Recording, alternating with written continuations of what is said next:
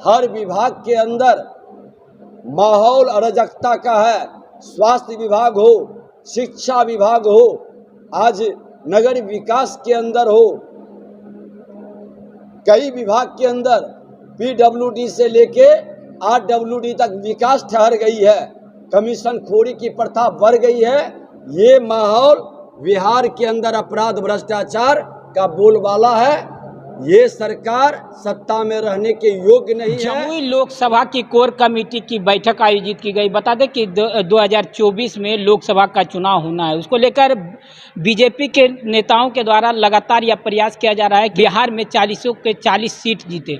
बता दें कि ऐसे में बिहार के जमुई जिले जो 40वां लोकसभा पड़ता है, उसकी कोर कमेटी की बैठक आयोजित की गई थी। इस बैठक के मुख्य अतिथि बिहार सरकार के पूर्व मंत्री और प्रतिपक्ष नेता विजय कुमार सिन्हा इस कार्यक्रम में उपस्थित थे। इस कार्यक्रम में पहुंचने के दौरान विजय सिन्हा ने सरकार पर, वर्तमान सरकार पर हमला बोला। इसके साथ साथ गठबंधन बना है जो उस पर भी हमला बोला है उन्होंने। ऐसे में विजय कुमार सिन्हा ने क्या कुछ कहा इस कार्यक्रम के दौरान हम आपको वो भी सुनाएंगे। लेकिन आप इस कार्यक्रम में देख सकते हैं कि पूर्व जिला अध्यक्ष प्रकाश भगत, प्रदेश कार्य समिति सदस्य विकास सिंह, कार्यकारिणी अध्यक्ष विजयनंदन सिंह के समेत कंचन देवी समेत दर्जनों कार्यकर्ता इस कोर कमेटी के बैठक में उपस्थित रहे। जमुई लोकसभा के कोर कमेटी की बैठक थी और कई विषय पर हम लोगों ने आपस में विमर्श किए हैं। इसमें महागठबंधन सरकार के 1 साल बिहार का खस्ता हाल पर भी चर्चा हुई। 1 साल में महागठबंधन सरकार कोई नियुक्ति नहीं कर पाया। जो एनडीए सरकार में नियुक्ति हुई, उसी नियुक्ति को ये कर देते तो एक बड़ी उपलब्धि होती। आज जो नौकरी मांगता है उसको लाठी मिलता है, बिजली मांगता है तो गोली। यही 1 साल की इनकी उपलब्धि है। अन्नदाताओं पर भी उनके जमीन अधिग्रहण में मुआवजा नहीं देना, जमीन का कीमत सही रूप से नहीं देना, लटका करके रखना, राज्य सरकार की लापरवाही, गैर जिम्मेदारी के कारण भटकाना और लाठी उन पर भी बरसाना, ये किसानों को भी नहीं बख्श रहे हैं। पहली कलम से पहले कैबिनेट में 10 लाख को नियुक्ति देंगे। इस नियुक्ति को जब याद दिलाने के लिए विपक्ष ने अपनी भूमिका निभाया। शांतिपूर्ण आंदोलन, किसी को कोई ढेला नहीं चला, कोई पुलिसकर्मी घायल नहीं हुआ, कहीं तोड़ फोड़ नहीं हुआ, लेकिन लोकतंत्र पर हमला हुआ। शांतिपूर्ण आंदोलन पर लाठी बरसाई गई, हमारे कार्यकर्ता शहीद हो गए, कई लोगों का सर फटा। ये पूर्णतः जंगल राज नहीं, गुंडा राज का सूचक था। आज हमारे भागलपुर के नेता आंदोलन कर रहे थे, बैठे हैं रोहित पांडे जी, आपके जिला के प्रभारी हैं। किस तरह से जबरदस्ती उठाकर, लाठियां बरसाकर इनके अनशन को तोड़वाने का खेल खेला गया। ये सरकार की मानसिकता को बता रहा है। 1 साल में भ्रष्टाचार का जो खेल हुआ है, 1717 करोड़ का अगवानी पुल दह गया, लेकिन एक पर भी सरकार की जवाब नहीं।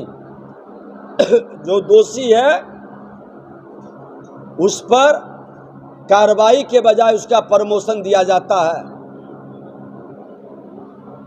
आज 1 साल में भ्रष्टाचार का कई मामला सरकार के पास आया।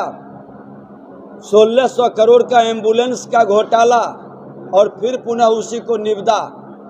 इस तरह के मामले में सरकार मौन क्यों है? और आज अपराध का जो बढ़ रहा गुंडा राज, माफिया राज, बालू माफिया, दारू माफिया, जमीन माफिया, उसकी सरकार में भागीदारी और उसका प्रशासन पर जो कमांडिंग और हस्तक्षेप है।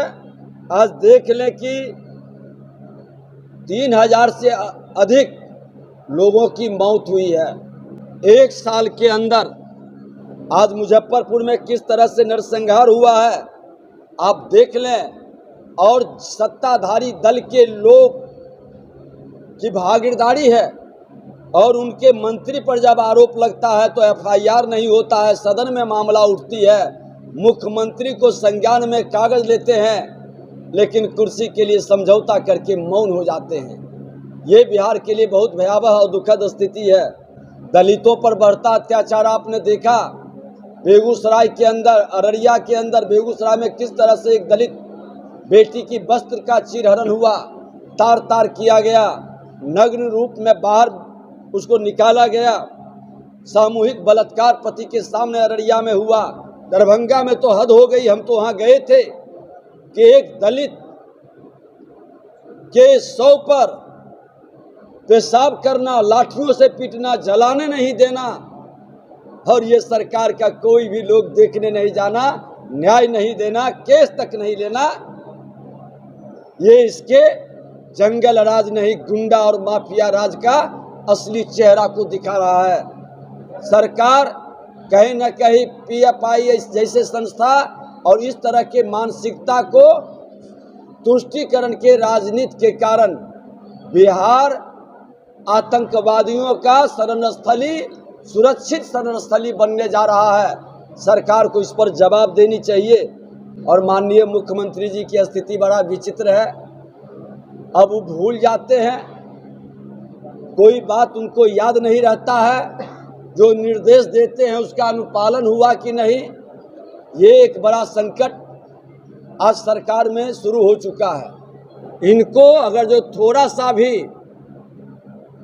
लज्जा बची हुई है और इनको घमंड भी है, घमंडी सरकार है, तो ये 6 पार्टी की सरकार है, कहता है मेरे पास बड़ा जनादेश है, तो विधानसभा को भंग करें और नया जनादेश लेके बिहार की सत्ता पर बैठे।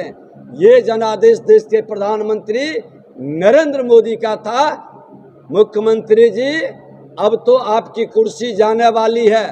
डरे सहमे बिहार के लोगों को जिसके हवाले आप करने जा रहे हैं, जिसको उत्तराधिकारी बनाए हैं, वो बिहार में जंगल राज नहीं, गुंडा माफिया राज स्थापित कर चुका है।